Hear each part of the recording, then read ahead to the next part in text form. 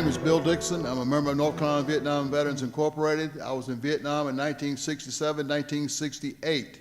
I'm a TET survivor, and one of the panelists have put all this together. So, and next to me I have he's going to do a little bit of all of it. He's going to do Vietnam and a little bit of Gulf War, and he just retired, being a sergeant major for how long?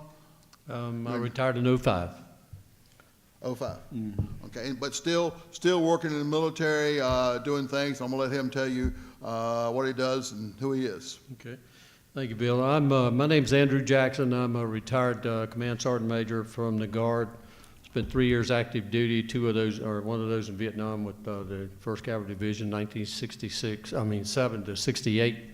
ETS'd in 1969, joined the Guard in 1978, retired in 05. I walked out of the office in uniform on a Wednesday and back into the military center on the following Monday in civilian clothes, and been there ever since. Doing, first couple of years I was the military funeral honors director, started up a program there to assist in doing military funerals around the state. Then took this job I have now, which is Transition Assistance Advisor. But basically the name used to be Benefits Advisor, to give you an idea of what I do. I'm there to help soldiers or veterans or anyone that calls me, any kind of military aid, doesn't matter what status or anything. I help them with issues, particularly VA issues, things like that. And I'm glad to be here. Thank you. My name is Chris Mooring. I'm a retired infantry first sergeant. I retired just this past October. I did 26 years. 20 years of that was federal service. I deployed to Iraq in 2004, 2005, and 2009, 2010 as infantry squad leader and as an infantry platoon sergeant. Currently now I'm a DoD contractor, and I work for the North Carolina National Guard in the Military Funeral Honors Program. So I'm the state program manager. I work with all funeral directors and funeral homes within all 100 counties of the state, as well as Fort Bragg, Shaw Air Force Base, and Seymour Johnson Air Force Base within North Carolina. And I'm just glad to be here and very appreciative. Thank you. Thanks for coming. Well, it seems like I'm the junior enlisted guy out of all you guys. I was a hospital corpsman stationed with the Marines and joined in '97. I was medically retired out in 2006. I've been in Afghanistan 0102, Iraq 0304, back over there 0506. And now I work for the U.S. Department of Veteran Affairs, specifically the Vet Center program here in Raleigh, and I'm the outreach coordinator. First subject is be entering the military. Back in our time, and you had several choices. You got a letter from Uncle Sam saying greetings, means you were drafted, and then later in '69, I believe they went to the lottery, which is a little different than the original draft, which was through your local draft board. Sometimes, back in our day, the judge said that you were a choice between going to jail or going to the military, and so that was kind of the ways we got into the military back in those times. You got in about. You were RA to start with, regular Army. Did you join? I joined. I enlisted in '66 and ETS'd in '69. I joined the Army to beat the draft, not to go to Vietnam. No, I joined for Barry Sadler got me into the Army when he came out with a Green Beret and that song and all of that stuff and the hype that went along with it. And plus my brother came home with he was with the 82nd Airborne MPs at the time, and he came home on leave a couple of times with his shiny boots and his cocked hat and the old jump hat. I know many of you remember. And Army was the only thing for me from then on. I had two brothers in the Navy. My dad was in the Navy, and one brother in the Army, and that was the way I went. Well, I was out at what's now Wake Tech. It was WW Holding at the time, and I graduated and couldn't get a job. And I was married at the time and couldn't get a job. So I went down and talked to a recruiter.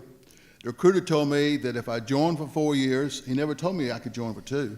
He told me if I joined for 4 years, I could choose my school and I could choose my location. And I chose engineering.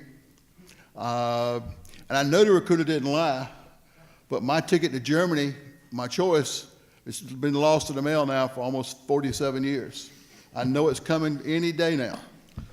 Mine was actually erased. From the time I left the reception station, I enlisted to be an airborne MP with hopes of going Special Forces. And they agreed to all of that on my enlistment papers. But by the time I got to Fort Bragg, about midway through basic, I got a copy of my enlistment papers and saw where it actually physically had been erased. There were choices in the block, and 11 Bravo Infantry entered into it. So I went, of course, to the chaplain first, and then there in the command section and all that sort of stuff. But after a week or two, pretty much got, suck it up. You're not going to either one of them because you're colorblind, which was partially colorblind, but you know, that was why I ended up being taken out of it. So. Okay. Same question. How did you enter the military, and how did you get to where you were, and so forth? Well, I basically started the military, or should I say, let me back up just a little bit. Mine is kind of a little unique as far as why I joined. My father was drafted to go to Vietnam, but unfortunately was sent to Germany versus Vietnam, and my uncle was the opposite. He actually went to Vietnam. So they instilled on me real early, the price of freedom and what that price was. So early on, I knew I wanted to join. Matter of fact, as I was coming through high school, my parents thought they would try to talk me out of joining and carried me to go see an Oliver Stone movie called Platoon, thinking that was going to change my mind. It actually made me want to do it more. On the beginning of what was then known Desert Shield, I went to an Army recruiter's office. I had just turned 18, and I signed up for the infantry active duty. And I'll never forget the recruiter looking at me saying, "Son, do you realize we're on the eve of war and you want to go be an infantryman?" I said, "Yes, sir, where do I sign?" And that started my career. I finished those 4 years of active duty. Once I finished those 4 years of active duty, then I rolled over into the National Guard, and then the rest is history. Okay. I joined in 1997. My story is a little bit different because I was in college at the time in University of Maryland, and I was a bit of a smart aleck. I kind of got in trouble and kind of lost a JRTC scholarship. Well, I was going to be on probation, and because I was a first generation person in my family to make it to college, let alone get some money for it, I didn't want to hear lip from my parents, particularly of their Asian descent, and my dad was in the Navy and a Vietnam vet, which I wasn't really paying attention to at the time. So I walked in each of the branches of services, Army, Marine Corps, Air Force, and the Navy was going to give me the first flight out of there compared to the other 3 branches of service. With my ASVAB score, I scored pretty well, so they said Nuke Tech or Corpsman, and they sold it to me like I was going to work at a hospital working with some nurses and doctors. So I joined the Navy. Once I joined and at boot camp and Corps school, later did I find out that the Marines don't have medics and they get it from the Navy. So they showed us a nice little movie, like Full Metal Jacket, said that guy was yelling out, "Doc, that's you guys getting shot at." And that guy actually died. So don't be here and run out all the time when you hear the word doc, but that never really changed our training. So I ended up being with the Marines all 9 years. Worked out great. The next subject is how were you deployed? I tell you what, guys, if you, especially Vietnam vets, I can realize this. Get on an airplane with a couple hundred other men going to a place you know nothing about, to war you don't know a whole lot about, is a frightening experience. I know you see guys on TV now, they got their weapons, they got all their uniform and so forth. I got on a military plane. They wouldn't even let me fly a Braniff like most of you guys would. I got on a military plane, and my flight attendant was not one of the nice-looking stewardesses. It was, he was a loadmaster, and there was nothing nice-looking about him at all. But I got, after I got out of basic training at Fort Bragg, I went to Fort Belvoir, Virginia, got my orders for Vietnam. My training for Vietnam was, they said, we got to give you specialized training. They put me on a bus, carried me to Fort Lee, Virginia, gave me an M16. I shot 2 clips, didn't even have to clean it. I just turned it back in and got on the bus. They said, okay, you're now trained for Vietnam. So I got on the plane, flying over to Vietnam. military plane that had problems. We landed at Wake Island in the middle of a monsoon. They worked on the plane the rest of the night. We took off from then and went to Guam. They worked on the plane there for 4 hours, and then I landed at Benoit Air Base. And I was a private E1. There's nothing lower than a private E1, even a slug or a leech.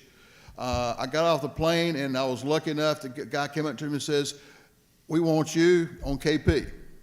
For my first 12 hours in Vietnam, I'm washing dishes and peeling potatoes.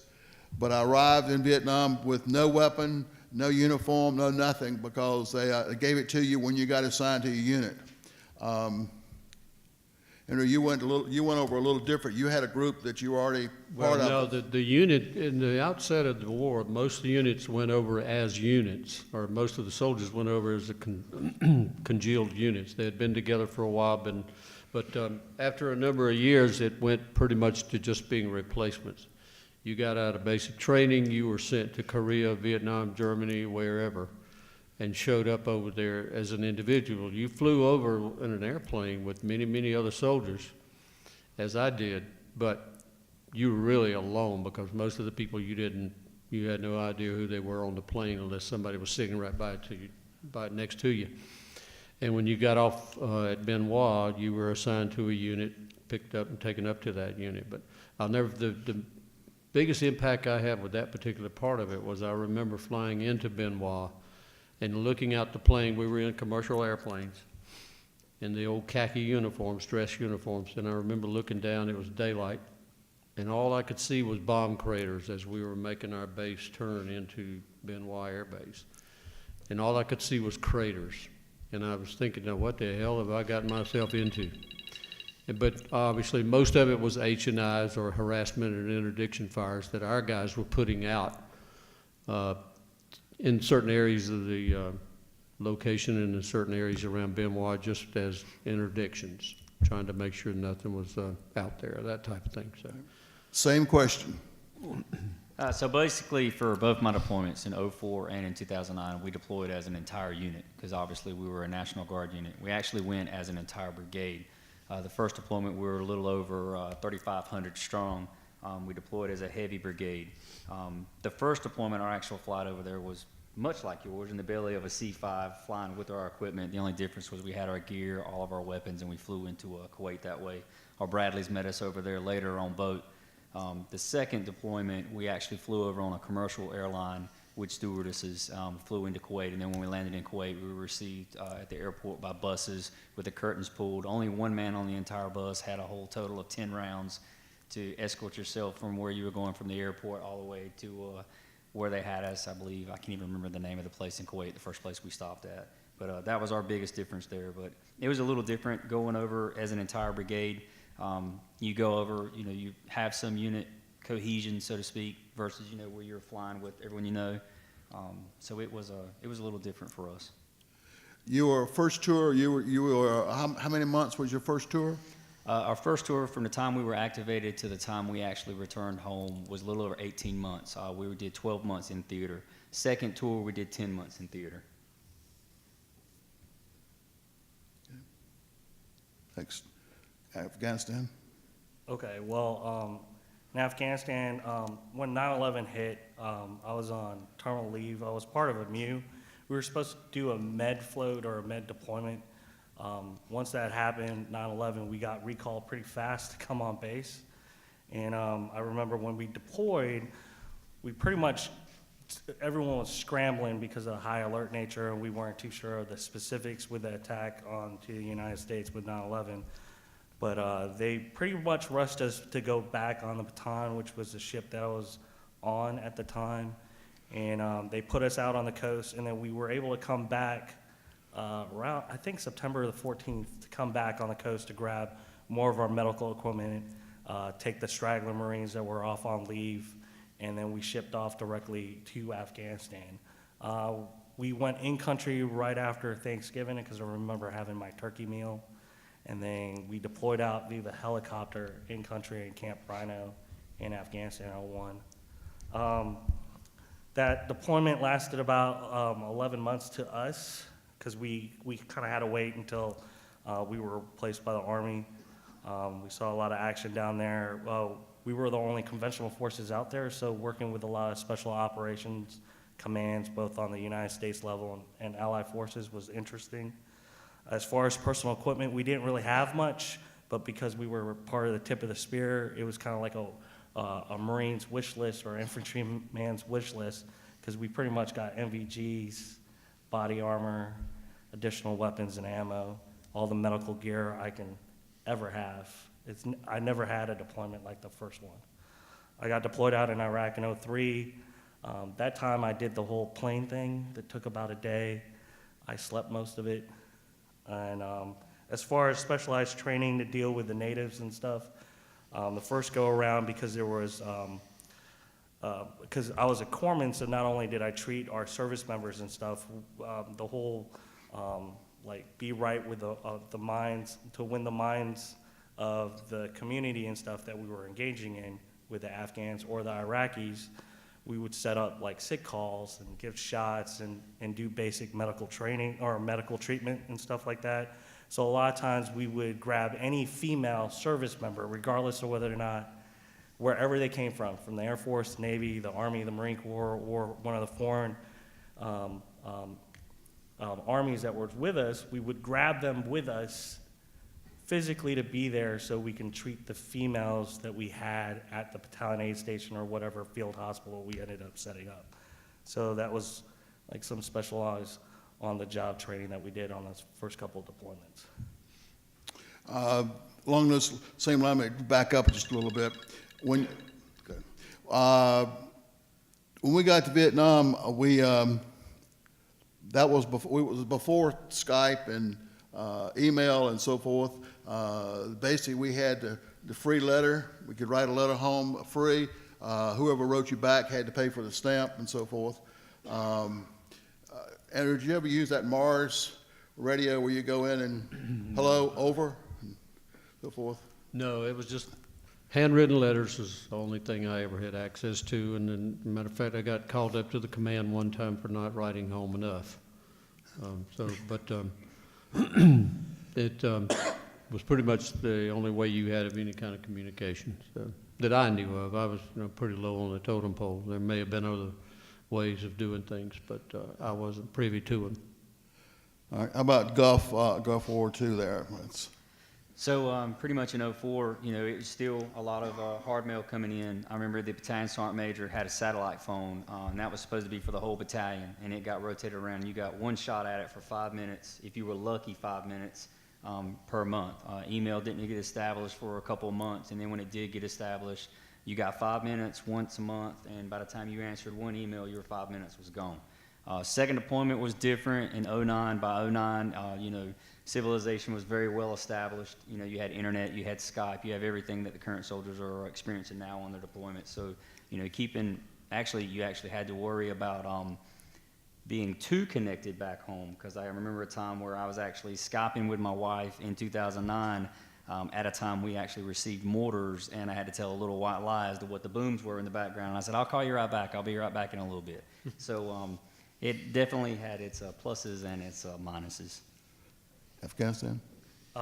So with us and stuff like that, we want basic mail, hard mail and stuff like that. We took MREs, wrote down free postage on it and sent it on home. Later on, like in the deployment and stuff like that, we had some electronic stuff, like with email, mostly the snail mail, email kind, as far as like Yahoo and that kind of thing. We didn't really have that much social media or the internet capabilities as later deployments, but I've experienced that too as well. Another question I want to follow up real quick. I was regular Army. Let's see, Andrew, you were regular Army. You were National Guard? Yes, sir. I was regular Army in the beginning, but when I deployed both times, I deployed with the National Guard. National Guard. And you were regular Marine, or actually regular Navy. Okay. Navy/FMF with the Marines. Okay, all right. What I brought up was there was a few National Guard units were deployed, and I think a couple of reservist units were deployed to Vietnam, but it was mostly regular military. There were some special forces units that I remember seeing some photos of, things like that came from National Guard, but nothing from North Carolina that I'm aware of. So. You got another? I had a follow-up on that too about communication. A lot of time we'd get our information from the Stars and Stripes, which I think a lot of you probably know about. It's the newspaper that the military puts out. I remember sitting under a little palm tree, coconut tree, banana tree, something like that. I remember and reading of the death of one of them. They had the names of all the people KIA'd that week. And remember reading one of my hometown buddies that I'd played baseball with coming up through school had been KIA'd. He was Marine at the time. But that was another way we'd get. I actually saw one news article from my home that my family sent me where our unit had been conducting an operation and had gotten ambushed and had the ambush was tripped by a young lady somehow that was in there. But there was a story back there about it, but I never saw anything about it. I knew we had a firefight that day, but didn't know any of the details about it. But they sent me the family sent me a newspaper clipping about that fight at one time. So there was, but other than that, handwriting letters and those type things was about the only thing you had any kind of communication with. Yeah. Another thing, and I know it's true for Vietnam veterans, but I want to get it for y'all. Depending on what year you were in country, what your job was, and where you were assigned, all of our stories are different. But there are two things that all Vietnam veterans basically relate to: heat and humidity and the smells. When that plane door opened and that humidity came in, I knew that I put in tobacco in North Carolina. I'm a North Carolina native, and I thought it was hot here, but when that plane door opened and those smells came in, which are unique to themselves, I knew I was not in North Carolina. That's pretty much, we all remember those. It was the same as walking into an oven when I got off of that plane that day. And I remember it just as today. And I walked down onto the tarmac and it hit you in the face. It sure did. Yeah. How about in Gulf War II? I guess it was hot there. Y'all hot and cold though. Well, depending on where you were, I can only speak for Iraq. I can't speak for Afghanistan. But in Iraq was a little different. So the further north you were, the colder it was. Obviously, you experienced winter up north. The further south you were, the hotter it was. One thing about Iraq, though, is I try to tell everybody how to relate to the heat is turn your oven on. If you had somebody on the inside that could actually turn a hairdryer on to blow that heat in your face, that's Iraq. That's how hot Iraq was as far as it goes on that. As far as smells, I think those smells will last me for the rest of my life. Those are smells you'll never forget. Everything from the smell of burning sewage in the early 04 days when we burned our own sewage, all the way up to the burn pits that we're all here in the news today, because that's what we did. We burned everything that we created, to include the smell when you're doing foot patrols through the towns and the local villages of raw sewage that ran through the streets. So those smells will last with you a lifetime. And since you covered Iraq, I'll just stick with Afghanistan. It was pretty much hot down in southern Afghanistan and stuff like that. What was surprising was how freaking cold it was, freezing-wise, especially up in the high altitude areas, up in the mountains and stuff, the cliff faces and just the overall the smells of not only of the burning pits and stuff like that. What was unique about Afghanistan, there was a lot of drugs, with opium and all kinds of stuff that was floating around and about. And as we went along, they told us to burn that in addition to all the stuff that we carried with us too. So that was interesting, but it was extremely cold. So being both part of Afghanistan, cold and hot in Iraq, I definitely like my climate control. Well, I was around Saigon in Vietnam, and it got down to 65 one time. I've never been so cold in my life. And you were farther up around Way, I believe. Well, the Central Highlands mostly where it was pretty hot all the time, but then just before the Tet Offensive in '68, we moved up to Way during the monsoon, and it'd get down to in the 40s at night, but it was really, really cold, especially for staying out there. You'd been so used to hot weather, but it really was hot, cold and miserable and wet and damp. But I'm sure nothing like some of these places some of these guys have been either. We had tents at that time, but you still spend a lot of time out in the field as well, dug in a hole, sleeping. Right. Our next question would be rules of engagement. And I thought the rules of engagement in Vietnam were bad, but from what I've read and so forth and talked to these guys, it's worse. Let me give you, to make sure I got it right. I did some research today. According to the rules of engagement, which consumed 26 congressional recorded pages, this is Vietnam, American soldiers were under orders not to shoot first, but to wait until fired upon. If a pilot saw a MiG on the ground, he couldn't attack. He had to wait until it was airborne and showing hostile intent. If a surface-to-air missile launch site was under construction, he couldn't bomb it.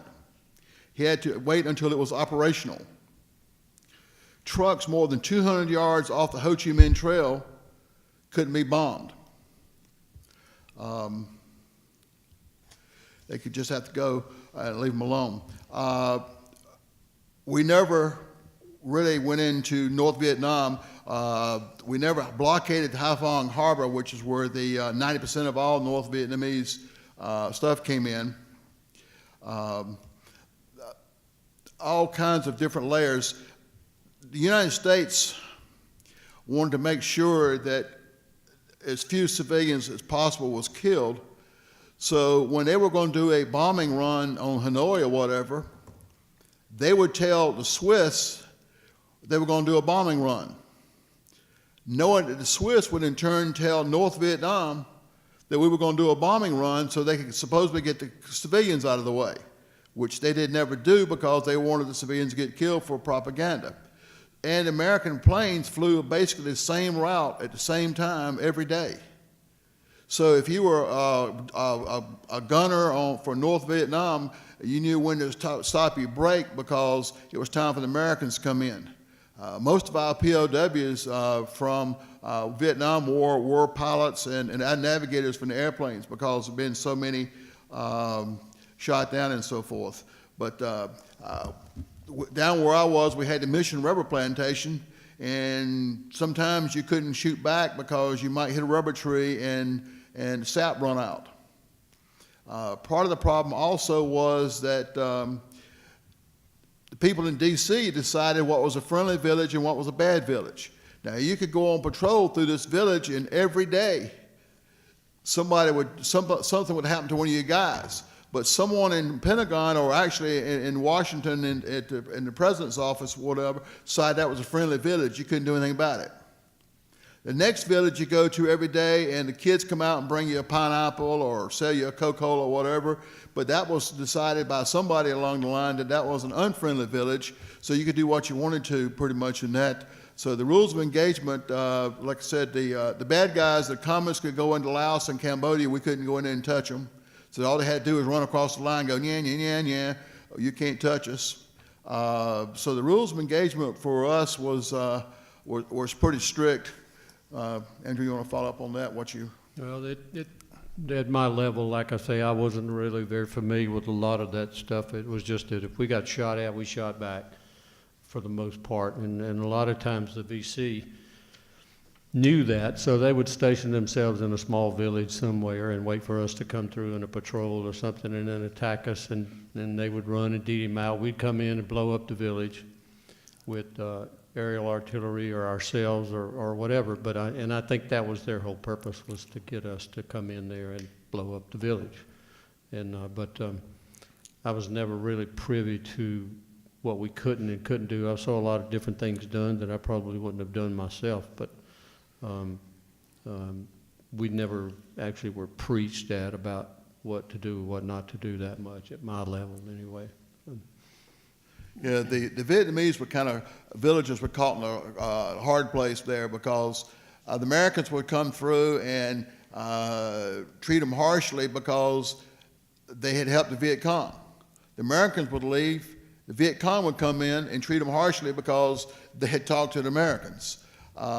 Someone came up with the idea, though, let's take this entire village, let's pick it up with their pigs, everything, cows, everything, chickens and everything, and let's move it 100 miles away. But the problem was that most of the people in Vietnam were Buddhist, and Buddhists are very family-oriented. So you move them back to this 100 miles away, well, they want to be with their ancestors. So quite often, just as soon as the plane dropped them off with all their family and cows and so forth, they'd head right back to the other area. That area, once we moved them all, would be considered a free fire zone. You could do whatever you wanted to, drop bombs or whatever, but the villages are quite often moved back in. To Gulf War II, that same question, your rules of engagement. So in '04, when we got over there, it was pretty much still the Wild West. You didn't have to wait for the enemy to shoot at you. If you identified them as a threat, you could engage the enemy up front. You had free call for fire. I could call in sorties. I could call in fast movers. You know, I pretty much had everything at our disposal, you know, in '04. And actually in '04, we would actually do H&I fires, a lot of things that we was learned from Vietnam. So if we took the enemy would actually set up mortars in the palm groves and with mortars from the palm groves. So what we would do is we would take the Bradleys and put the Bradleys on the berms, and at a set time at night, once we figured out we were always getting hit, say at 1900 at night, we would do an H&I fire and we'd let loose probably about 20, 30 HE rounds into the woodline of the palm grove. And what that did is that just changed the enemy's TTP, but it always kept him on his heels by doing the H&I fires. H&I fire, that was harassment and interdiction? That's exactly what it was. And we, then, we used to call it a mad minute. And pretty much that's what it turns into. And then as we started receiving mortars, we actually got a Q-36 radar in there, and we actually started firing counter battery in '04. So we started out with 120 millimeter mortars, then when we graduated up to 105 howitzers and started making a real big loud statement. In 2009, all that changed. Literally, you could not fire your weapon unless someone fired at you, and you could positively identify that what they were doing was trying to kill you.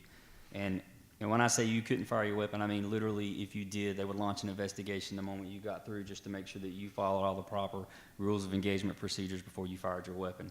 To include, if you were a gunner on top of a truck, making sure that you exercised your non-lethal rounds before you used your lethal rounds, which could consist of anything from a pin flare to rubber bullets in a 12-gauge shotgun prior to actually engaging with a 50 cal or 7.62 if you're on top of a truck. That's a huge change from '04 to '09 going to that. Do they actually have to be firing at you, or just have a weapon, or what was the? In '04, you didn't have to worry about those engagement criteria. In '09, they literally had to be hitting your truck to fire back. They couldn't just be shooting in your area. You literally had to be positively engaged, and multiple people had to witness it for you to actually do it. You couldn't actually do what you did in '04 because it became that crucial, because the enemy didn't wear uniforms and he blended in. So, you know, a lot of times the anti-coalition forces actually used that to their advantage. They would come around the corner, they would spray a couple rounds, and then they would try to get you to engage. So the only way that we could actually mediate that was literally to tell our guys to hold their fire, and unfortunately that come from higher. So if they were shooting at you, then they just laid their rifle down beside the building and walked off. You couldn't kill them. You couldn't shoot them. No, sir. Not supposed to. Not '09, but '04 they got smoked. That's. And then the difference, another difference with that too is by the time, you know, 2004 goes, you know, it's the Wild West. That's the way we like to refer to it. And in 2009, it was so restrictive. I can remember right there toward the end in 2010 before we left, the largest caliber weapon I was allowed to carry on any of my vehicles was 7.62. Prior to that, it was 50 cal, AT4, Mark 19, whatever I wanted to have on that truck, I could roll just as heavy as I wanted to roll. We got so limited to where it's like when the enemy engaged us, if he engaged us from a concrete position, I no longer had the ability to defeat that concrete. 7.62, that was the 16, M16? That was actually, would have been your era, would have been the M60, but for us, it would have been the M240 Bravo. Right, yeah. Matter of fact, so in 2004, I rolled in Bradleys. In 2009, I wasn't allowed to roll in Bradleys. My Bradleys stayed parked, ready for what was called a thunder run, but it took an 06 or higher to authorize that Bradley to actually be cycled and actually rolled out that gate. So we had to go very, very scaled back in '09 as we were starting to transition and give the authority back over to the Iraqis. But we still had to have the same presence that we had in '04, and we still had to be out that gate running missions daily, still out there trying to find the bad guys. What if you had to call in helicopter or planes for support? I mean, so the difference in calling in your support from '04 to '09 was the difference of whether or not they fired. They had to have positive ID on the target before they could launch a Hellfire missile out of an Apache. In '04, not so much. All you had to do was just mark them, and once you marked the target, they could pretty much start firing on the target. In '09, it was a different story. It was more a show of force than it was actual use of force in '09. And to clarify, an 06 is a brigadier general, a one-star general. That's just elevating it way too high. Afghanistan? Well, in Afghanistan, that was 01, 02, and then when I was in, so we didn't really have, like our rules and engagements were pretty much simple. Fired upon, shoot back. If we felt threatened, we went ahead and engaged with the enemy and stuff like that. We had all the capabilities. We were able to call in strikes if we need be, call in CASVAC, medevacs, whatever, because I was mostly on the medical side, so they tend to keep me back in the rear. But as far as like rules and engagement, they were pretty much simplified for us. The only thing they mentioned in a lot of the briefs and stuff and warning our Marines and everybody that went into theater in Afghanistan was beware of mosque, religious buildings, and then also the red crescents as far as like ambulances and stuff. But then we found out they were starting to attack us with these ambulances with the red crests, so we were kind of wary of it. So most of the time, if they didn't follow instructions or wouldn't wave down, we ended up firing first before being attacked. And most of the time, we were right, actually all the time, whenever they were trying to do that, but you never know. Yeah. What kind of terrain were you fighting in Afghanistan? Was it, you see on the news, it seems like it's nothing there but mountains and so forth? Well, in Afghanistan in 01, at the time that I was deployed, we were coming in from the sea into a landlocked area. So we flew in to gain an airstrip in the southern part of Afghanistan, and that was more of a desert environment. Then we pushed ourselves up towards the middle of that Afghanistan, which is Kandahar, up in more of a like a city environment and stuff like that with a lot of buildings and houses. And then from there we went up to coast, which was further up north, and then up into the mountains. So we pretty much went everywhere in Afghanistan in a relatively quick amount of time. So we weren't in one place at one time for a long period of time. We were just pushing and pushing as far as we can go. So you had a desert area as well as mountainous areas. Yes. Gulf War II. A tree, it looks like over there would be unusual to find a whole lot of trees. What kind of terrain did y'all have, and as far as foliage and so forth? Well, Iraq was a little different, just depending on what region of Iraq, based off of the actual terrain, what you had to deal with. In 04, we were in the northern portion of the Dala province, so we were actually in an area that was your smaller cities, your smaller villages. A village may consist of 5 buildings, it may consist of 30 buildings. The house may be made from mud or it may be made from grease cans, just depending on how they created the house. In 09, we were in East Rashid district of Baghdad, so that's a total different story. Now you've actually got several stories of concrete buildings, just like what you would find, in most of your bigger metropolitan areas. As far as trees, the traditional tree you'll find is either going to be a eucalyptus tree, and most of the eucalyptus trees were actually, or it's their version of a eucalyptus tree, will be where a lot of their military boats were prior to.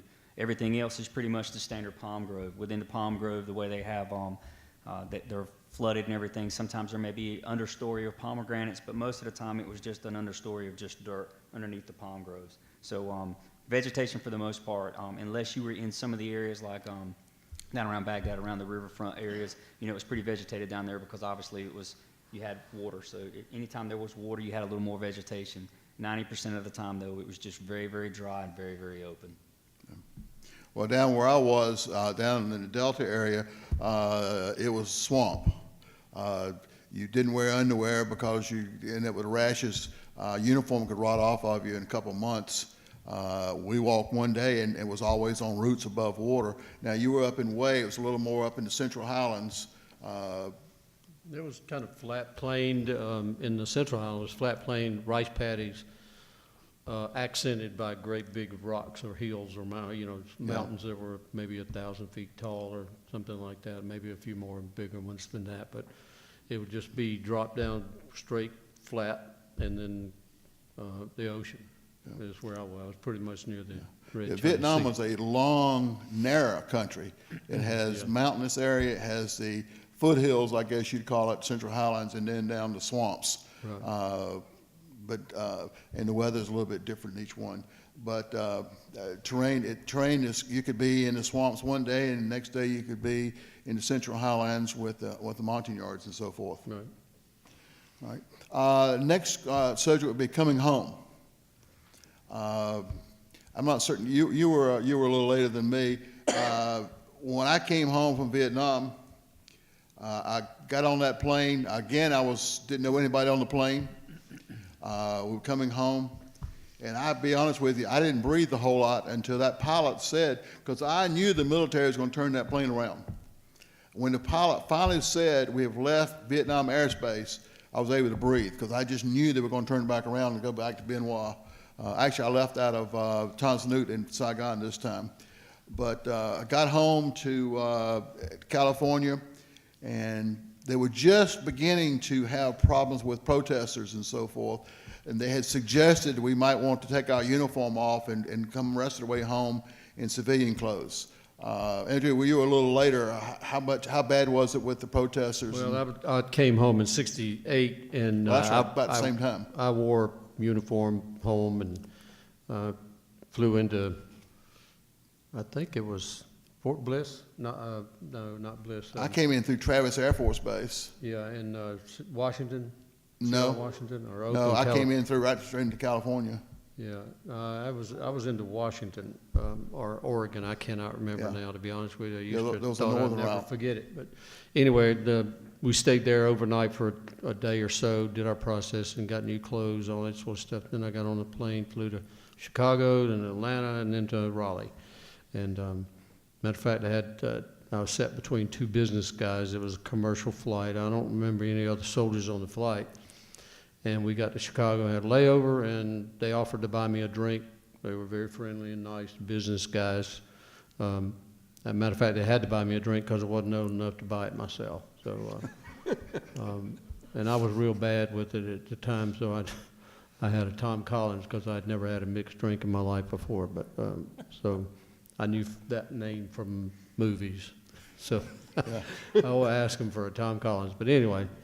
Yeah, when I came home, I still had military time. You still had military time. So we were surrounded by military as the ones who came home, who got out immediately and went back into civilian life. I think had the problems. I was stationed at Fort Hood, Texas, and it was more Vietnam vets returning home there than I think there were anything else. So we didn't have to worry about a whole lot of protesters. Right. 'Cause And there being were so from many North of us. Carolina, and then I went to South Carolina for a while I was home on leave. You know, there was not, you had a better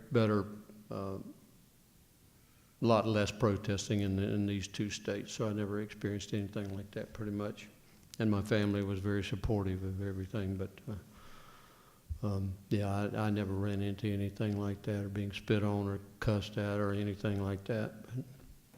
Well, the thing about Vietnam, you could actually be in the jungle one day, and the next day you could almost be asking Mama to pass the blanket of blank potatoes. Well, I'll tell you one thing I remember in depth, and I'll never forget it as long as I live. We were been humping for about 3 days, camping out, sleeping in the woods, in the jungle, and we were walking down this trail, and we stopped, took a break, and about 10 minutes later, this young lady comes walking up the trail in front of us, towards us, with a basket under her arm, and we had not seen people for 3 or 4 days.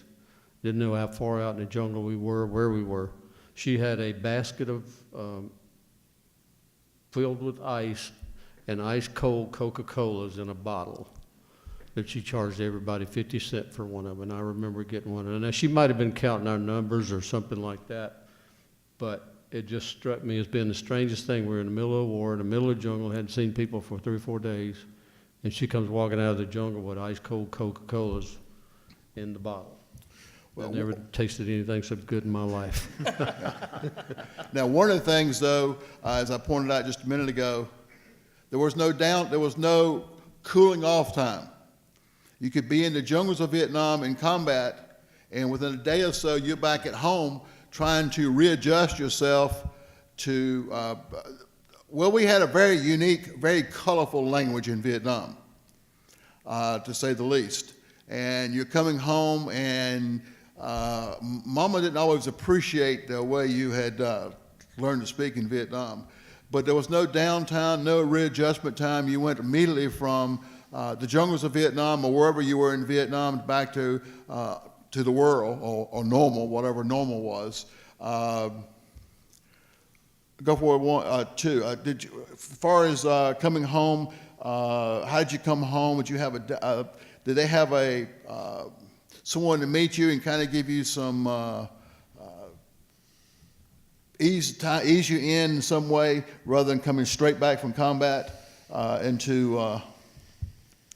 So you would cycle down from Iraq down into Kuwait, and you never knew how long it was going to take once you got down into Kuwait, as far as how long it was going to be for you to fly over. I remember, our big push in '04 was to try to get everybody home for Christmas. I think that lasted a whole week, and then we realized it was going to be probably late January before we actually made it home.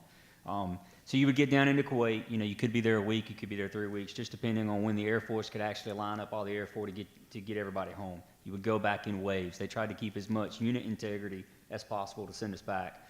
Once you got back stateside, then you went to a demobilization site. Could be Fort Bliss, could be Fort Bragg, could be Fort Stewart, anywhere along those lines. That usually was about a 15-day process of just basically making sure that everything is taken care of before you exit off of active duty.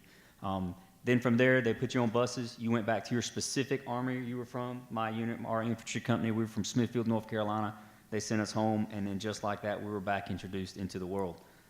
The bad part about that is during that demobilization time frame is they didn't really prepare Joe to get ready for what he was going to walk back into when he got back home. And I say that because we were used to combat and having to identify everything from a piece of trash on the side of a road to a dead dog on the side of the road, anything that inherently could have a bomb hidden in it. So when we got back home, because that wasn't addressed in the demob sites early on in '04 like it was later on, we caught a lot of our guys and ourselves, myself to be included, driving down the center of the road, which was perfectly fine in Iraq, but not fine in the States.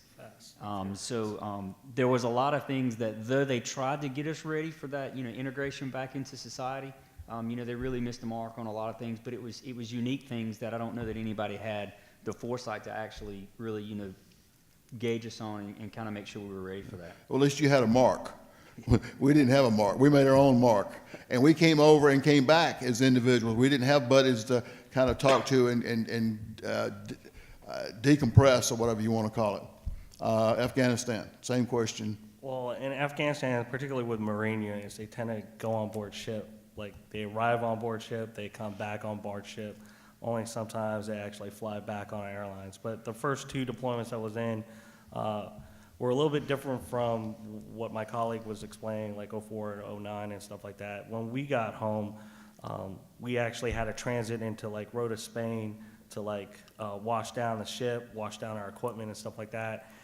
And they didn't exactly trust us to go on shore leave to the country, but they ended up doing what they call a steel beach like atmosphere, where we got some downtime and decompress off the shit onto what we call like a steel beach, where they had tents, music, actual real life food that wasn't like, from the mess halls or T-Rats. And then we finally got home. What's unique about the deployment in 2001 was because we were the first conventional force in, we were the first ones coming back home. So pretty much the nation knew that we were coming home. So there was a lot of national press when I remember when we landed and we were in formation, and then they called us all heroes and they dismissed us, and then we got bombarded with like all our family coming up to us, and like the community was out there, the politicians, the national news and stuff like that. But what was weird about it is that most of us was granted leave as soon as we got dismissed. So my parents greeted me up on the flight deck that I was on, and I went straight to Washington, D.C. We stopped over at a mall called Potomac Mills as a layover before I actually went into Fort Washington, and I realized immediately as soon as I was walking into the mall that I was getting anxiety-filled, complaining about like the general public had no idea about the things that we saw, all smiles and cheers. My parents kind of separated from me, so I felt a little anxiety-filled. So I saw a bunch of recruiters, and I just went in there and just started talking to the folks that was in there because I felt comfortable there. So we didn't really have like a DMOB or a PDRHA that I do now for a living with the Vet Center program like I did when I first deployed out in '01, '02, and then '03, '04 and stuff like that. So Now, you were wounded? yeah, I got, that was off my third deployment, just at the very beginning. I don't even really call like being deployed out the third time because I came back home immediately thereafter. I was starting to have like symptoms of like not really doing my job as a corpsman, more related to my PTSD and TBI, but no one knew it was more my TBI. As a corpsman in Afghanistan, I was part of some significant battles. We had some ordnance down there in Afghanistan, and then I got unlucky and was part of the battle out in Azariah with the Tigris and Euphrates, the whole bloody Sunday. So I was one of those that deployed back to back to back, and knowing that these IEDs, mines, and multiple explosions were actually causing something wrong. Luckily, I was in the medical field, so a lot of the doctors pretty much recommended, he's not normal for what was going on. And even on that first deployment, I had such a hard time that my command, both on the Marine Corps side and Navy side, actually identified that I had PTSD and a lot of substance abuse issues. I just got voluntold to do some of the proactive stuff by seeing psychology, psychiatry, and then also going through substance abuse without a voice or say into it. My command just made me do it. But in turn, that kind of helped me out because I was a corpsman, so a lot of the guys I was with ended up talking to me about their issues.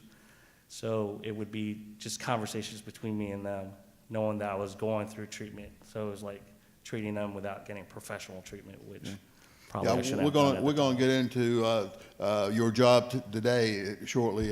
What you do is for the troops.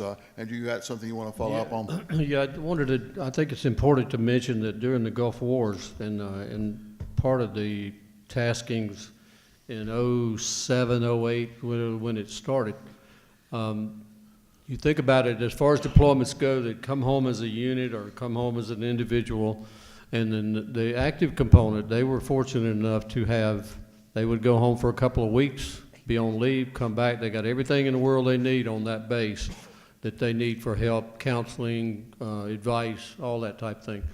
But the Guard and Reserve guys, when they would come home from a deployment, they would come back to their armory, have their little ceremonies, and then they would go home. They may be the only soldier in that town that's been in the military, that's ever been deployed. They may be 150 or 200 miles away from a military base. They have no support whatsoever.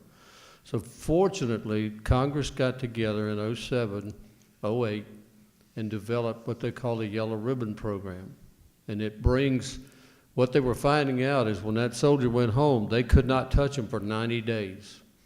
That was 90 days that soldier was all alone by himself. Nobody that, he may not have any friends locally that understood what he had been through.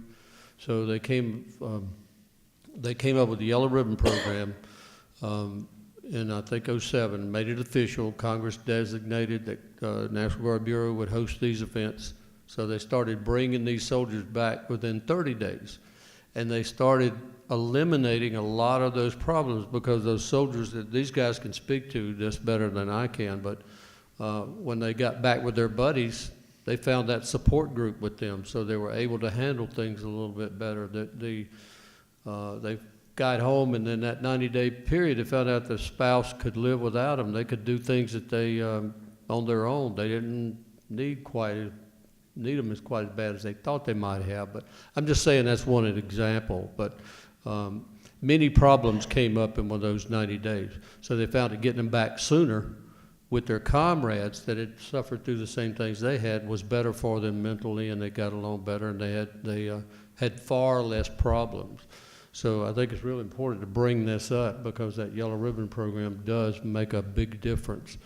They do a 30-day, they do events before they go, obviously, but they do a 30-day event when they come back, gets them back quicker. Then they do the 60, 90-day PDHRAs that Moses is really involved with. I'm involved with all of them, but it's made a world of difference of how these soldiers cope from those deployments and the after actions of coming home and finding out things are a lot different, or maybe better, maybe worse, but it's different when they come back. And so this helps them cope with it a lot better. This program's been very successful. Thank you.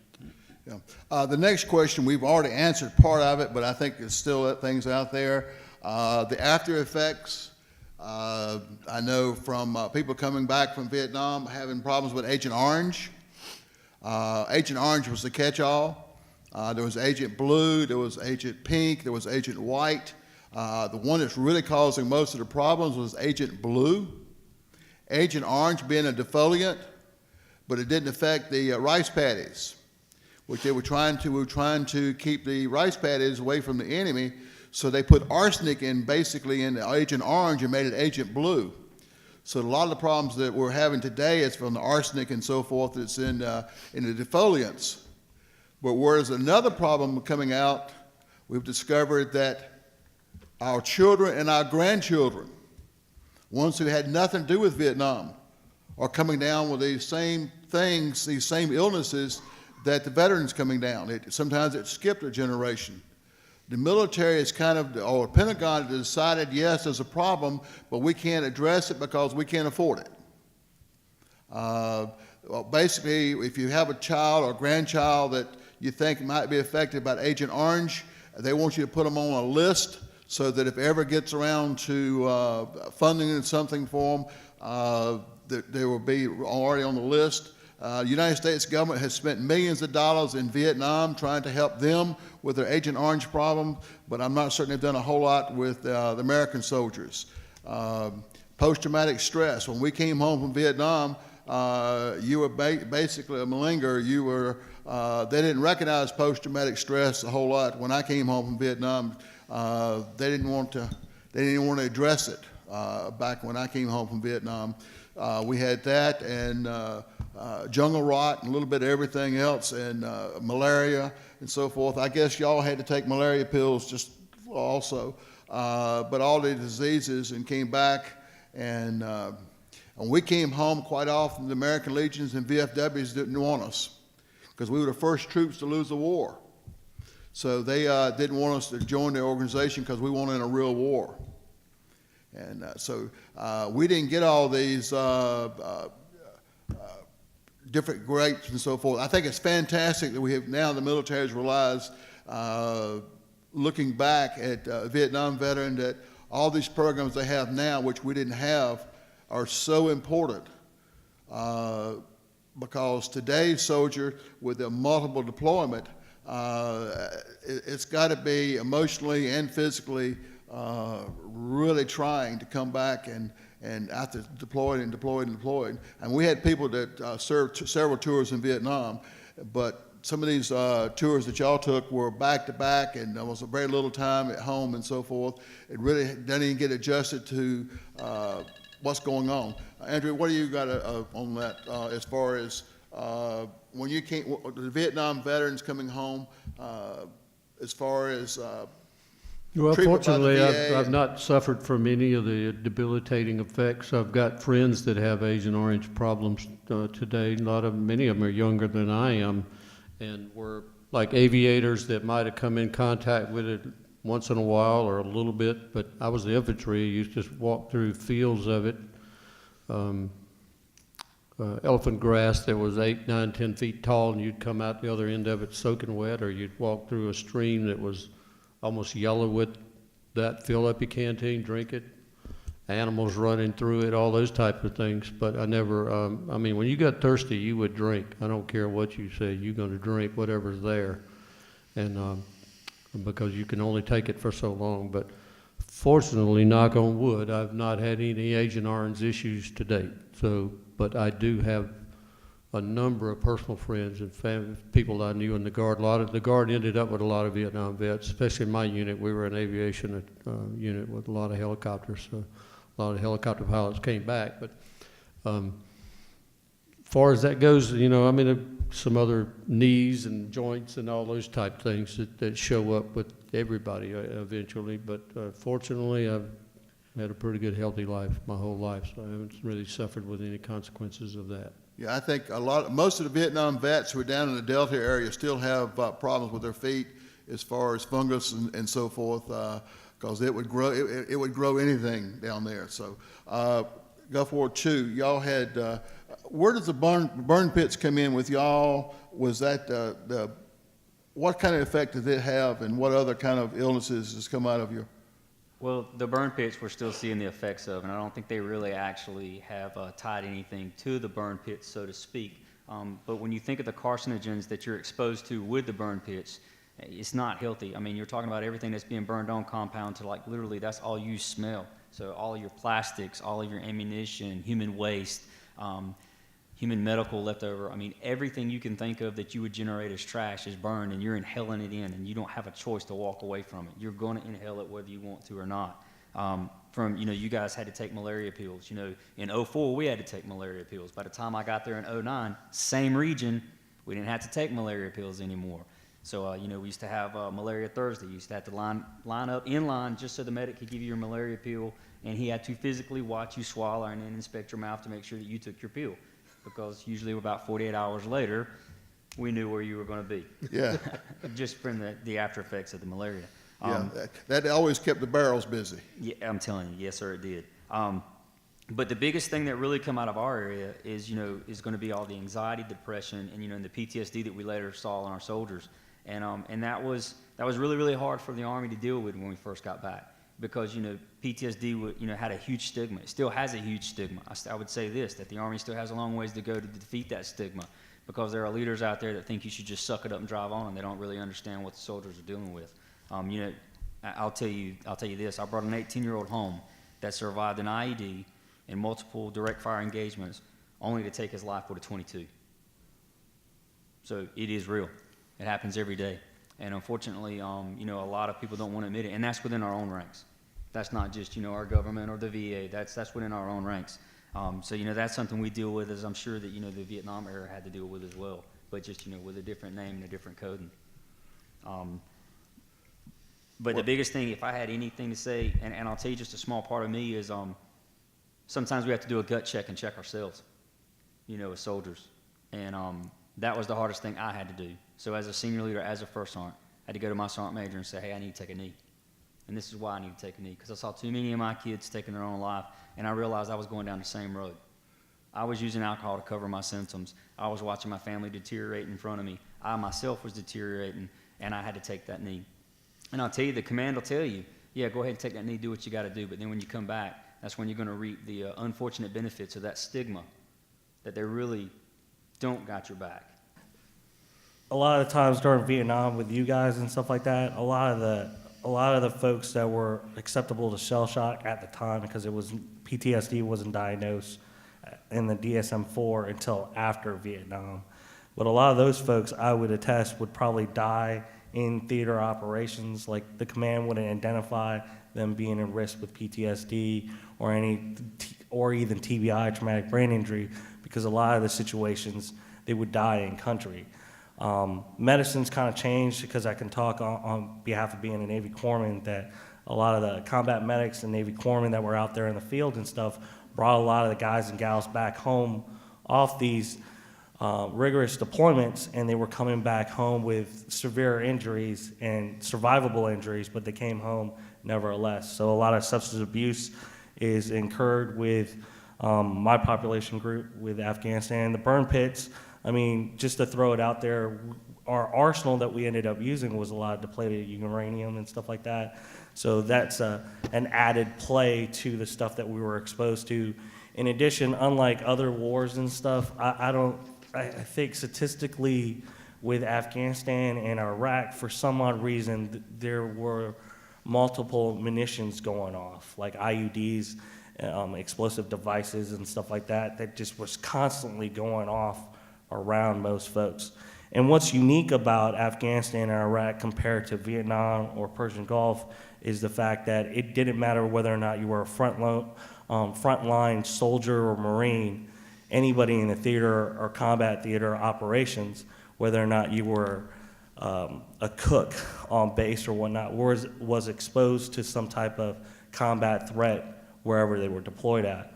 And what's also unique is that, I don't know about yourself, but I know sometimes with our patrols, we would just tag a female service member to come out with us, just so we had a female with us whenever we were talking to other females out in country too. So we put a lot of people in harm's way.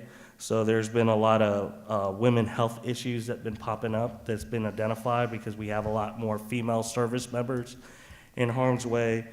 In addition to substance abuse, I think like overeating, overindulging with foods, to recreational drugs, to marijuana and stuff to curb the PTSD appetite, to some risky behavior between going on a motorcycle, doing at-risk activities, whether or not it's at bars or fighting, or engaging in rock climbing without special equipment and that kind of thing, are some additives to what we've been suffering when we got back home. I do want to talk about COPD being one of the medical conditions that are out there because of the best exposure from a lot of the buildings that were exploding around us.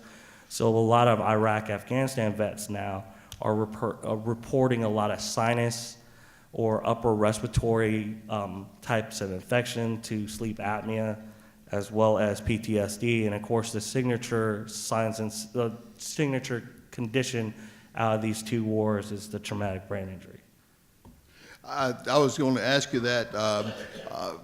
You guys give me your answer on this. In Vietnam, the helicopter was so wonderful for if you were wounded within a short time, you were back where someone was taking care of you. And it's even better today. But I think with the IEDs and so forth, you're having people now who may not have lived during the Vietnam War, so they're coming home with more injuries. I haven't seen the statistics or whatever, but I would think there'd be more of you guys coming home with severe injuries that may have died in the field or in the hospital. So you've got more situations there, I would think. Yeah, combat medicine's very improved. Huh? Combat medicine, Yeah. actual medicine on hand with training-wise. I just saw some figures on it a couple of weeks ago, but I can't remember the figures, but it's substantially different on survivability rate now compared to what it was in Vietnam. Yeah. For loss of a leg or loss of an arm or explosion, that type of thing, or even punchy stakes with bacteria and infection and that type of thing. So. All right, I got another question I want to throw out to you guys. How did you relate or with civilians? I know in Vietnam you could go off base and go to you go into Saigon or whatever, and the bar girls there, and you buy Saigon tea or whatever. How much back and forth did you have with the civilians as far as? Well, y'all were in a compound that you hardly ever got out of, or that you go out on a regular basis and intertwine with the natives? So in 04, basically, your post, for a lack of a better word, basically was nothing but burned up sand with concertina wire around it. So when you got done with your mission for the day, that's where you lived. So there was no interaction with the public as far as being able to go out, buy from them, anything like that. You would have a little guy out the front gate that might sell you counterfeit DVDs or something, but obviously with an armed guard, that was about as much interaction you had. When you were on patrol, you try not to have too much interaction with them.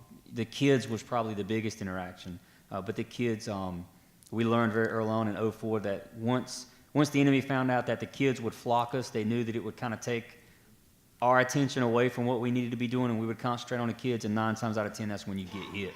So what we would do is we would ask families to send us bags or at least this was our TTP. We would ask our families to send us bags of candy, and when we got ready to mount up on our vehicles and leave, we would throw candy everywhere to get the kids away from us, because that is a lot of times when you got hit was when you were dismounting off your vehicles, getting ready to do a foot patrol, or when you were mounting your vehicles at the end of a foot patrol. So we'd get the kids away from it, so then that way if we got engaged, we didn't have kids that were getting hit, we could actually engage the enemy back. And then in 09, it was a little different. Now we're having to go back and we're having to try to win the hearts and minds of the populace because we've been there so long.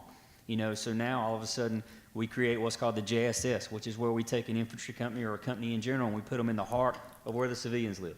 So you have to interact with them. You use them to bring your water on. You use them to get your sewage out. You basically have to rely on that populace to help sustain you, and you undergo everything that they undergo. And that is really what actually changed things around in Iraq, was when we actually started interacting with the populace more, so we could actually start having that one-on-one connection versus what we did in 04, where it was the Wild West, us versus them, so to speak. So you're getting training on their culture?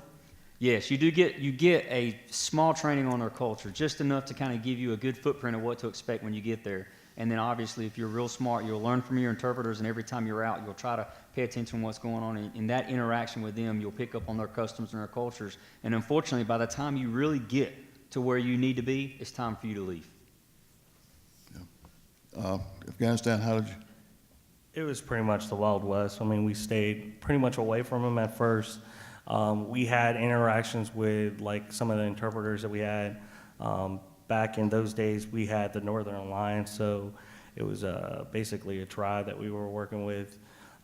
Me being a corpsman and stuff, like they gathered a lot of us medics and corpsmen that had special medicalized training, and we ended up doing some hearts and minds things earlier on, trying to treat families and children, because in Afghanistan, unlike Iraq, there was a lot of ordnance left over by the Russians, so there was a lot of landmines, a lot of explosions that had nothing to do with the current conflict. I mean, they were just randomly out there. So there was a lot of EOD teams and mixed folks just trying to clear areas, but then we would always run across some civilian that ended up getting blasted, and we ended up assisting with that. So that was mainly my interactions. They taught us a couple of phrases and words to kind of come up with, and I did enjoy the bread that they had. I don't know if you remember that. And tried some of the local cuisines, such as like, goat meat and stuff like that. But the highlight interaction that I think most Afghanistan and Iraqi folks, in both countries, we called it a Haji Mart, which is pretty much we got the DVDs of like newly released movies that we could watch on our laptops or back in the fob. And do you want to add anything to that? Well, I found out that in Vietnam, the kids learn. The one thing the American soldiers taught the kids in Vietnam is how to cuss. They knew every cuss word in the world, and they were good at it. That didn't change. You could always tell the ones that been around soldiers, because with their language, that you definitely knew that they had learned some English. Next Pop quick, culture I'm and sorry. music too. Huh? And the music. Yeah. Start sharing lyrics and stuff, and you're like, whoa. Let's talk a little bit, just a moment, before we finish up and go to the Vet Center. The women in the military. In Vietnam, we had the nurses mostly. We actually have one of our members who works in engineers. She actually carried a rifle, a shotgun, and went out on the helicopter and so forth. But most of the women were nurses or working in civilian jobs. We have one of the young ladies sitting out in the audience that she was actually working with the embassy there in Saigon. So there was not a whole lot of women in the military as far as dealing with and so forth on a day-to-day basis. With yours now, there's more and more women who are getting involved in the military and going out. I know that at one time they were using, because of the culture, they were using the women to talk to the women in Afghanistan, I guess Iraq, and so forth. But how is it dealing with men and women together create challenges? How did it affect your day-to-day life during the Gulf War and in Afghanistan? So I'll speak in 2004 first, because it was really, really different in 04 than what it was in 09. So in 04, I was an infantry squad leader. I didn't have no women. And on the FOB that I was actually on, there was 2. So out of 560 males, there were 2 females. So you can imagine they got a lot of attention. They were, it wasn't, and it actually it shouldn't have been a distractor, but it was a distractor for many, those who just couldn't, pay attention to what was going on. In 2009, those roles changed. I saw females, being gunners on a mini patrol, and they could gun just as damn good as any guy you put up there. And I'd take them on a combat patrol with me any day of the week. In 2009, I had the opportunity to actually carry out some PAO, which is public relations, out on our patrols with us, to do some internal media. And I'll never forget it. It actually ended up being one of my soldiers' wife that went out with us. And at first I was like, I don't know how this is going to go over too well. But it actually went over really, really good. And the Iraqi populace were very, very receptive to her, because they actually, the fear factor on their end went down, because when they saw the female soldier there, we weren't out there actually like how we would normally be postured, to kick indoors or to do flash TCPs or anything like that. So it changed the dynamics of what we did in theater by, incorporating more female soldiers in our ranks, not only just to be able to do female pat downs, but also, in the culture that Iraq has, because literally the females are so protected and gated. So it allowed us to have a tool that we could use, because every now and then, would you find weapons on females? Very rarely, but every now and then there would be that one bad guy who would take advantage of that wife or that, that child that he had that was a female, and get really upset and irate, and you would try to listen to their culture and try to protect their culture as much as possible. So it gave us the ability to actually bring another force multiplier to the table, and that's what female soldiers provide for us, is they bring a force multiplier to the battlefield that, we didn't use and take advantage of in 04. But by the time 09 come along, we understood it, we used it, and we reaped the benefits from it. Did you find that you had to make certain adjustments for the women as opposed to the men, hygiene and so forth? We did. So in 04, literally I remember taking more water bottle showers than you can imagine. So this right here would have been a shower for 4 days. Literally, that little water bottle of water. And I would sit that outside so it would get hot so I could take a shower. The women soldiers that we had on the FOB, they actually we had a little small Connex that we had turned into a shower, and we actually had a 500-gallon thing up top that was painted black, so that way it would heat up, so we could make sure we met their needs and that they could actually have, water. By the time 2009 come along, there was so much running water everywhere, there was nothing to worry about, and literally their needs were the same as my needs. There was really no difference. Because we learned that. That was the difference between 04 when, the mentality was, a man can do these roles and a woman can't do those roles. So, later on we start realizing, well, hey, we can all do these roles, and we need to work together as a team because we have to if we're going to win this war, because of the culture and what we were experiencing.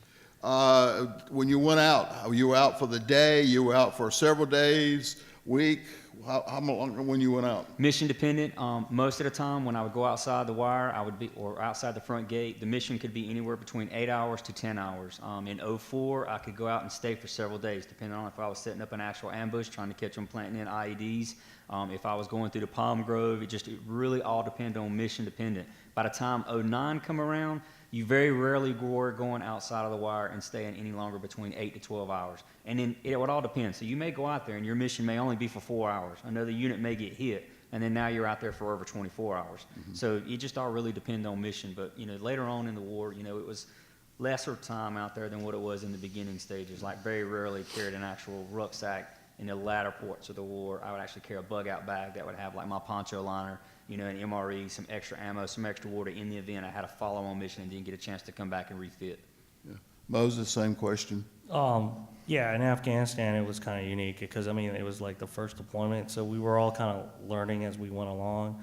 So that Wild West period of time, most of our females were back in the rear in a better camp per se. As we deployed up further, we were out there for longer periods of time, just being dropped off, making sure we were reconning place out, and then we would actually set up shop waiting for the main force to actually set up shop there. So it was unique and different. And then occasionally what we found out, particularly with, because we were working with a lot of special ops, there was actually embedded women with some of the special operations crew and stuff like that with the foreign services like Germany and then British and stuff like that. So it was kind of weird seeing that, and there's barely enough female Marines at the time when we were deployed out in 01, but we had a few.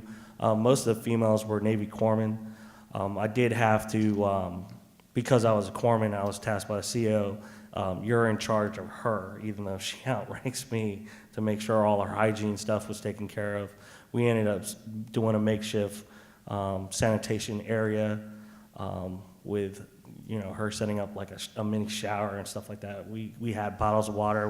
We actually used a 10-gallon water can so she can go ahead and do some hygiene stuff and stuff like that. So we had a few, but relatively not that much. As we deployed in further deployments as the years gone by, we had more and more of them, both on the base or at FOBs, and of course walking out with us on patrols and stuff like that.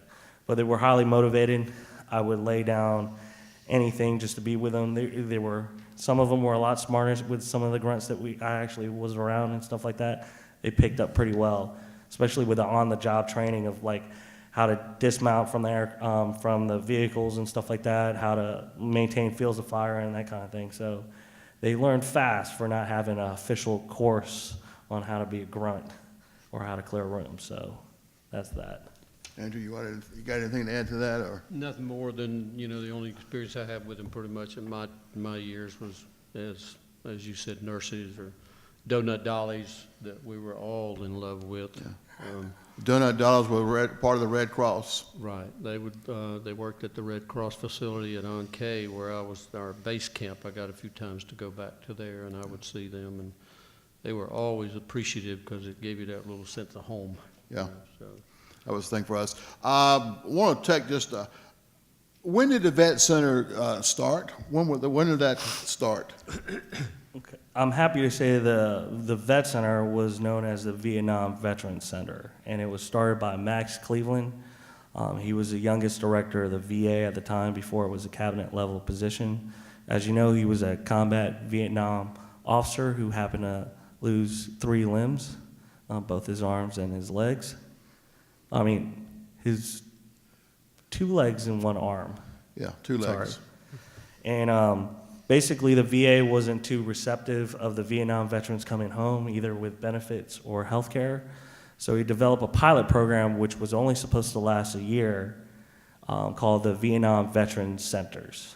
And he basically hired a bunch of his combat battle buddies to man up these small office spaces.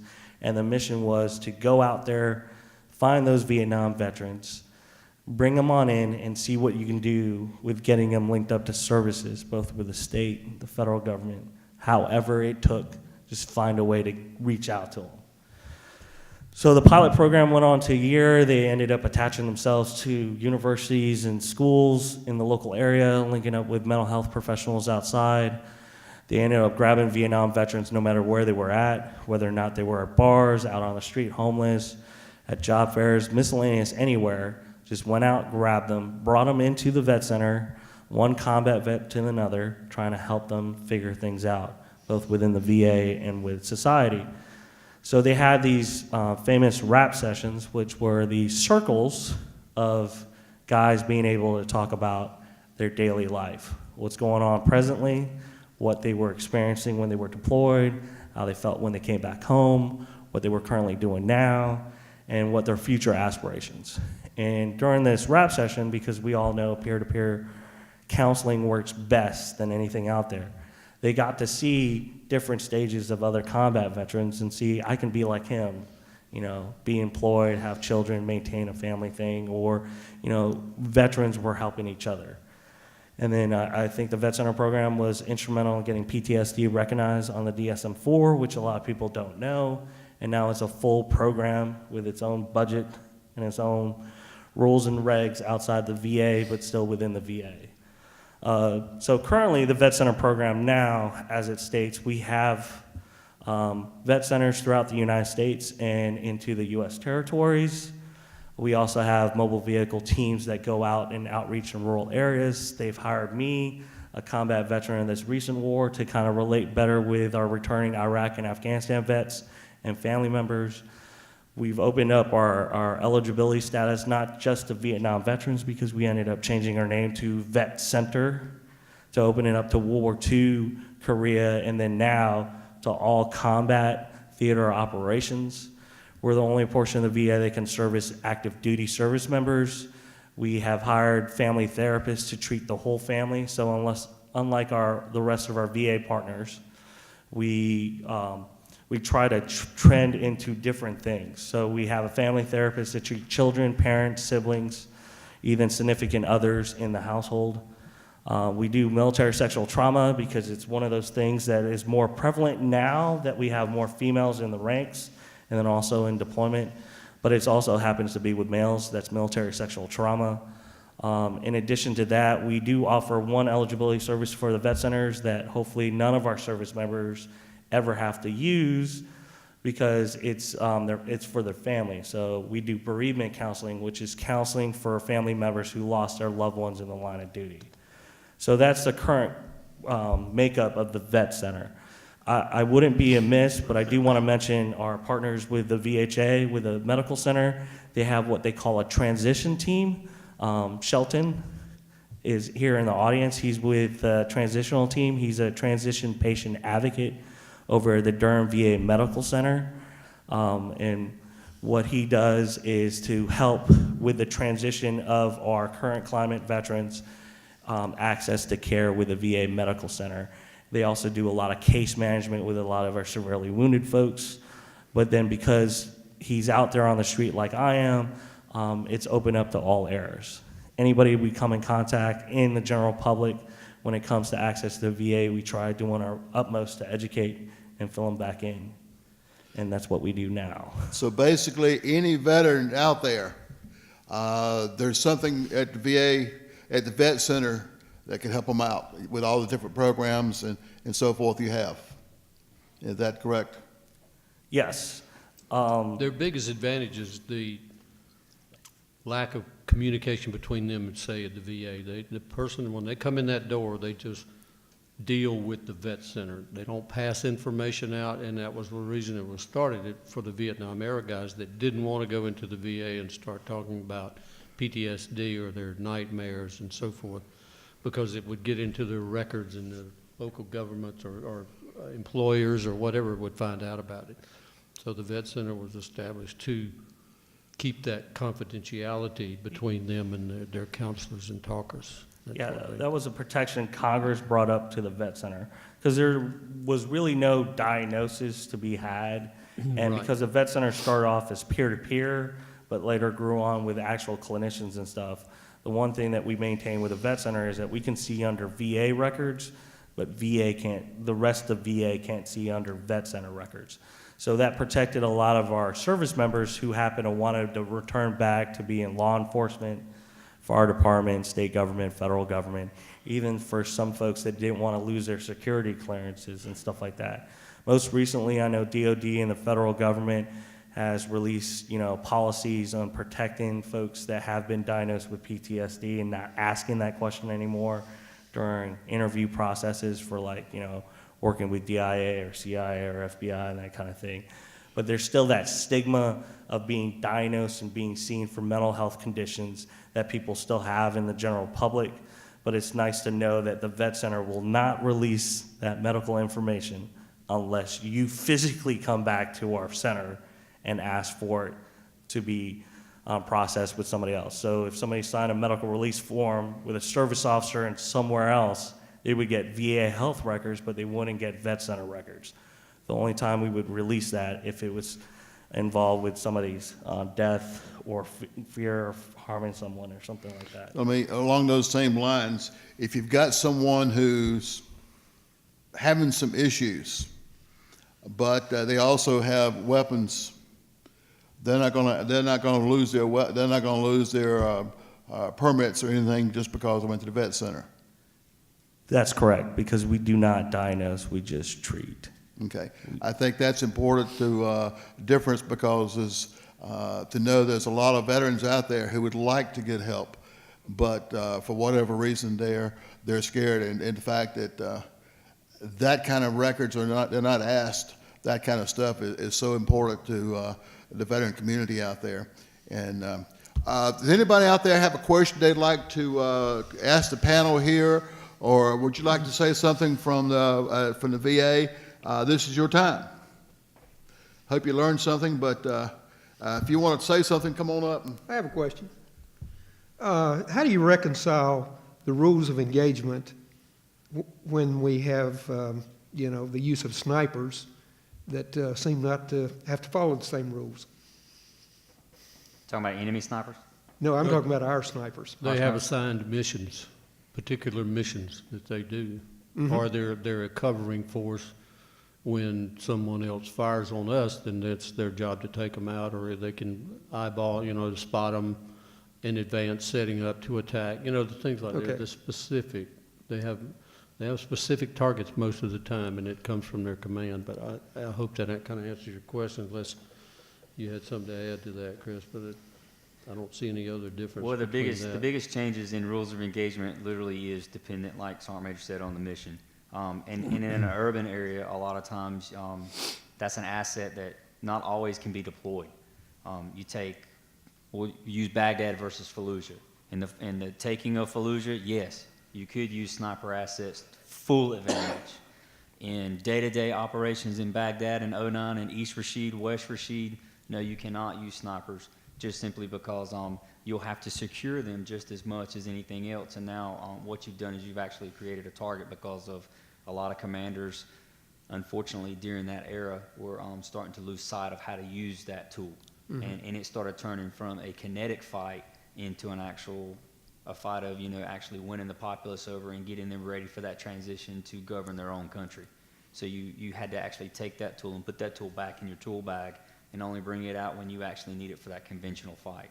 So it's a different dynamic. Yeah. Thanks. They still have to show hostile intent.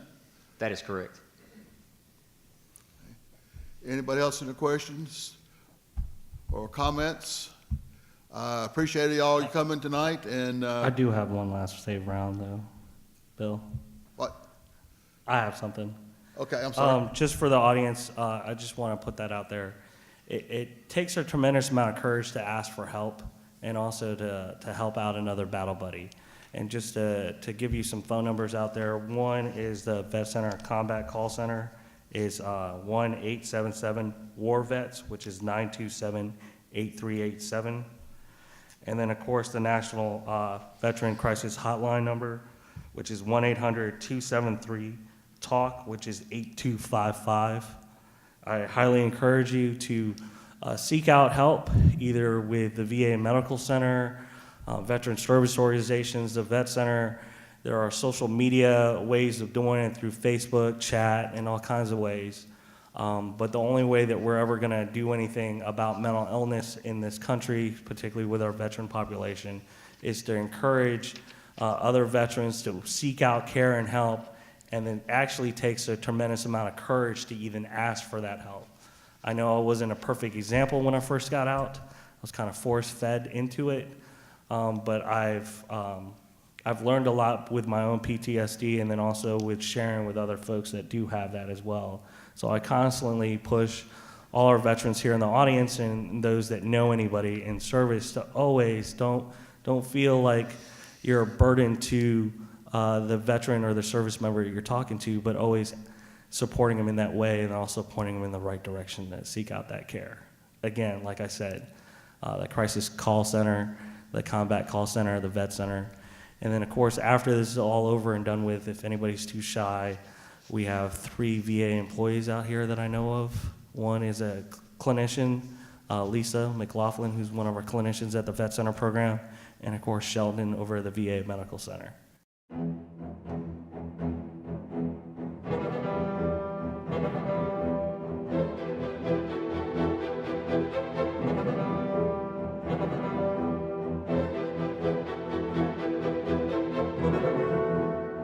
Quality public television is made possible through the financial contributions of viewers like you, who invite you to join them in supporting UNC TV.